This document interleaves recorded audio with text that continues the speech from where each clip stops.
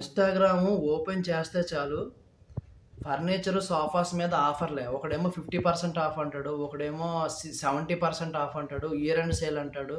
59,999 కట్టి ఒక 10 వస్తువులు తీసుకెళ్ళిపోమంటాడు. ఒకడేమో కేవలం 2,000 కట్టి మిగిలింది ఈఎంఐలో తీసుకెళ్ళండి అంటాడు.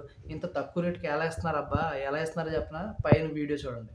ఇది సెకండ్ హ్యాండ్ ప్లేవుడ్ స్టోర్ అనమాట. ఇక్కడ ఇంటీరియర్‌కి సంబంధించిన గుమ్మాలు, ప్లేవుడ్లు, పాత ప్లేవుడ్లు, ఇంకా చెదలు పట్టిన ప్లేవుడ్లు అన్నీ కూడా ఇక్కడ ఉంటాయి. అయి ఎక్కడి నుంచి వస్తాయనుకుంటున్నారు? ఏదైనా ఇంటీరియర్ గాని, పాత ఇల్లులు గాని కూలగొట్టినప్పుడు ఆ ఫ్రేములు దొరుకుతాయి. గుమ్మం ఫ్రేములు. ఆ గుమ్మం ఫ్రేములు తెచ్చి పెడతారు. ఇంకా ఇలాంటి ప్లేవుడ్స్, ర్యాక్స్ ఇవన్నీ ఉంటాయి కదా! కబోర్డ్స్ పాత ఇంటివి రెనోవేషన్ చేసినప్పుడు ఇవన్నీ తీసేసి బయటకి ఏసేస్తారనమాట. అవన్నీ కూడా సెకండ్ హ్యాండ్‌లో కొనుక్కొచ్చి ఆ స్టోర్‌లో పెడతారనమాట. అవన్నీ కేజీల లెక్క బయటకి అమ్ముతారు.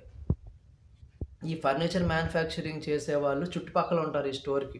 వీళ్ళంతా వచ్చి ఆ ప్లేవుడ్‌ని కొనుక్కొని ఒక 50% నాసిరకం ప్లేవుడ్, 50% ఈ సెకండ్ హ్యాండ్ ప్లేవుడ్ 2 మిక్స్ చేసి మీకు ఫర్నిచర్ అమ్ముతారు.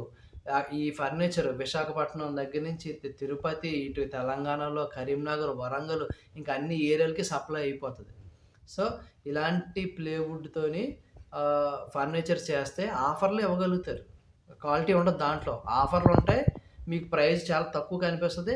క్వాలిటీ ఉండదు. సో, నేనేం చెప్తున్నానంటే, నేను సోఫా మ్యానుఫ్యాక్చరింగ్ చేస్తా.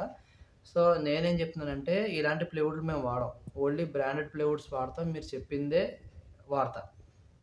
క్వాలిటీ ఫోమ్స్ వాడతా. బ్రాండెడ్ ఫేమ్ వారంటీ ఉన్నాయి. మీకు క్వాలిటీ వస్తది ఆటోమేటిక్‌గా. రేట్ మాట్లాడుకోండి. మీ ప్రొడక్ట్ మీరు తీసుకెళ్ళండి. అంతే నేను చెప్పేది. ఇంకా పచ్చిగా చెప్పాలంటే ఆఫర్స్ ఉంటే క్వాలిటీ ఇవ్వలేం. అంతే.